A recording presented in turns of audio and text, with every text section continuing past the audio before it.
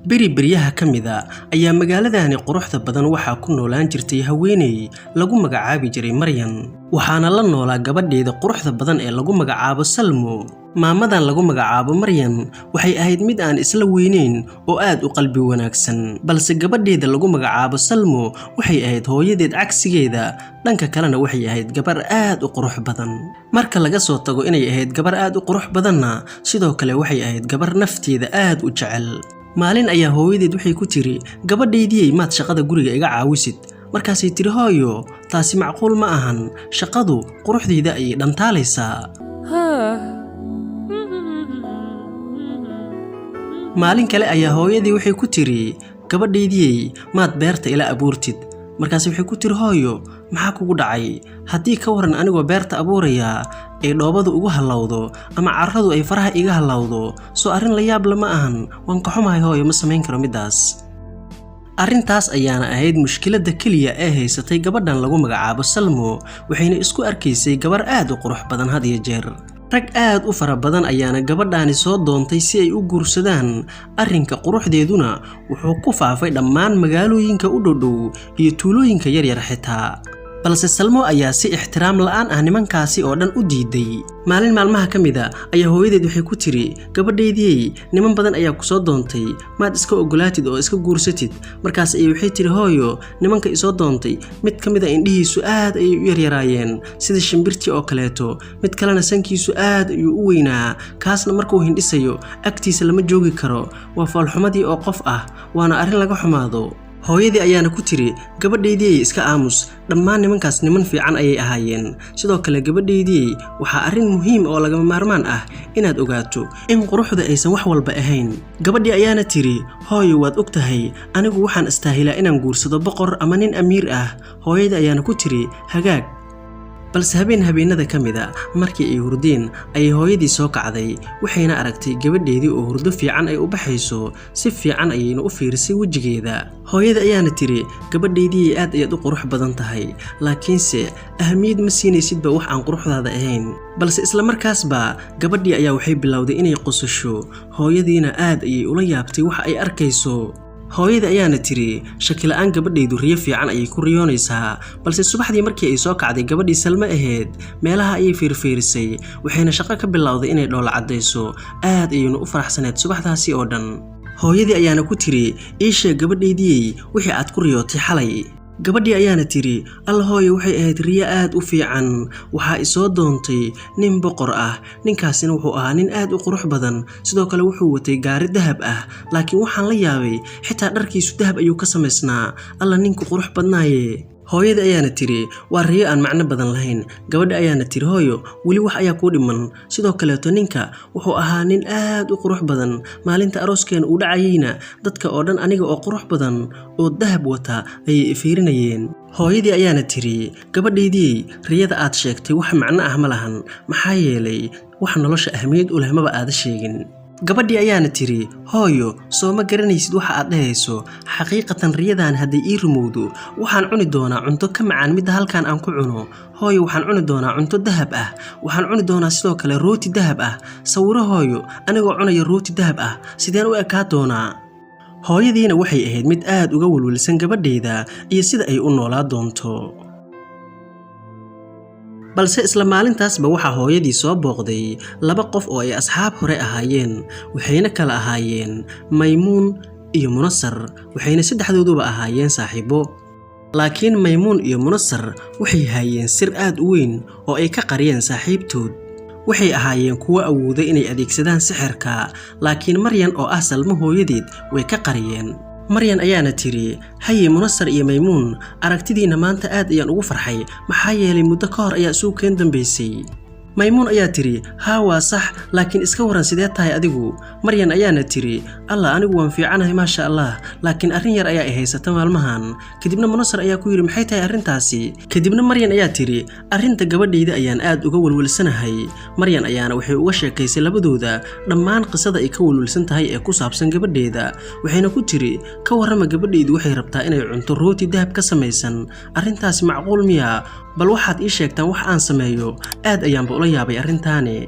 kadibna Munasar ayaa yiri alla riyooyinkeedu haday u rumoobi lahaayeen ugu dambeynna Maymuun ayaa tiri arrin fiican ayay ahaa lahayd kadibna hooyadii ayaa tiri arrintaasi muhiim aniga ilama ahan ugu dambeynna labadeedii saaxiib ayay macasalaameysay wayna iska baxeen ayagoo dhoola cadeynaya maxaa yeelay arrintaas ayay isla ogaayeen iyo sixirka ay awoodaan inay isticmaalaan balse isla habeenkii xigayba gabadhii iyo hooyadeed waxay isku diyaariyeen jiif isla markiiba Salmo ayaa tiri hooyo waxaan jeclaan lahaa riyooyinkaygu inay ii rumoobaan balse hooyadii ayaa ugu jawaabtay gabadheedii isdeji waxba kaama halaabayaane maalintii xigtayna Salmo iyo hooyadeed waxay ahaayeen kuwa jooga beerta dhexdeeda isla markiiba waxaa xaggooda soo aaday gaari dahab ka samaysan gaarigu wuxuu ahaa mid aad u dhalaalaya dhammaantiisna dahab ka samaysan kadibna waxaa ka soo degay nin aad u qurux badan oo calaamadii boqornimadu ay ka muuqato kadibna wuxuu fiiriyay Salmo aad ayuuna u dhoola cadeeyay gabadhii Salmo ahaydna aad ayay u yaabtay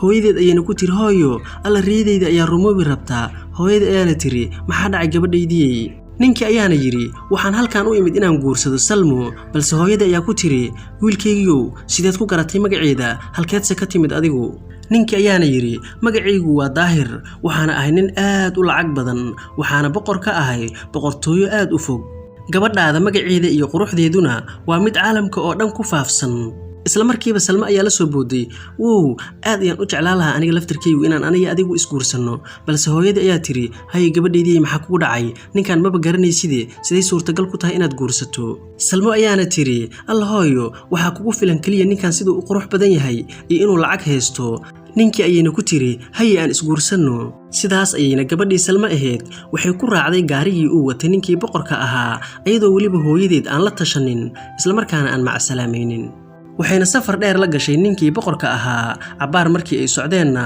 gaarigii ayaa wuxuu dhex galay albaab sixir ah isla markiiba waxay galeen caalam kale oo aysan weligeed arkin gabadhu gaarigii ayaa aad u xawaareeyay ilaa gabadhii Salmo ahayd ay aad u cabsatay ninkii ayayna waxay ku tiri haye alla maxay tahay waxa dhacaya wuxuuna ku yiri isdeji mar dhow safarkeenu wuu dhamaanayaa balse isla markiiba gaarigii ayaa haddana wuxuu galay albaab kale oo sixir ah balse isla markiiba waxay tageen qasri aad u weyn oo dhammaantiis dahab ka samaysan aadna u qurux badan sidii ay jecleed gabadhii Salmo ahaydba gabadhii Salmo ahayd ayaa isla markiiba waxay la soo booday alla qurux badana waa maxay qasrigaani waan iska ogaay in qasri noocan oo kaleeto aan u qalmo wiilkii ayaana ku yiri intaas kaliya miyaad la yaaban tahay wax walba oo aad jeceshahay qasrigan ayaad ka dhaxelaysaa dhar aad u qurux badan cunto aad u macaan wax walba halkan ay diyaar ku yihiin gabadhii ayaana tiri cuntada ayaan ku soo xasuustay hadda baahi ayaa i haysa ka waran ma ii dalbi kartaa xoogaa cunto ah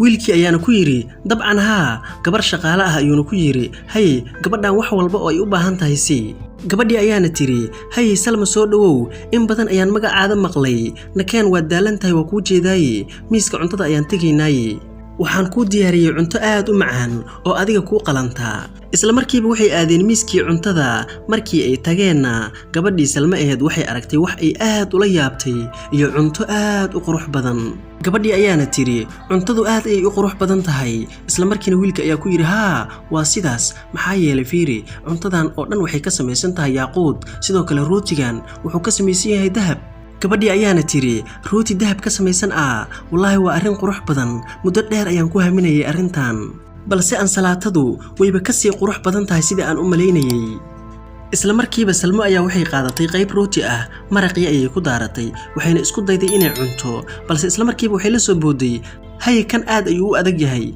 macquulna ma ahan in la cuno ma la heli karaa rootigii caadiga ahaa asaga ayaa ka fiican ayaan u maleynayaaye gabadhii ayaana ku tiri wuxuu ka samaysan yahay dahabka midka ugu qiimaha badan waana rooti aad u macaan asaga haddii aadan cuni karinna way ugu adag tahay inaan rooti kale kuu keeno Salmo ayaana tiri laakiin waxaan rabaa rootiga caadiga ahaa kaas ayaan cuni karaa anige gabadhii ayaana waxay ku tiri laakiin haddii aad doonaysid inaad ninkan guursato waxaa waajib ah cuntada aad cunayso oo dhan inay dahab noqoto isla markiina gabadhii Salmo ahayd miiskii ayay fiirisay wayna la yaabtay aad ayayna u murugootay maxaa yeelay waxa meesha saaran oo dhan ma aysan ahayn cunto la cuni karo isla markiina way iska ooysay waxayna tiri iga leexda anigu waan iska baxayaaye waxaan anigu ma rabo inaan cuno gabadhii ayaana ku tiri hay laakiin abaayo cuntadaani waa cunto dahab ka samaysan oo aad u fiican horta tijaabi baradhadan fiiri sidoo kale rootigan fiiri dhanka kale ansalaatada fiiri wiilkii ayaana isla markiiba yiri laakiin haddii aad i guursato aniga ogow waxa waajib kugu noqon doona inaad cuntadan cunto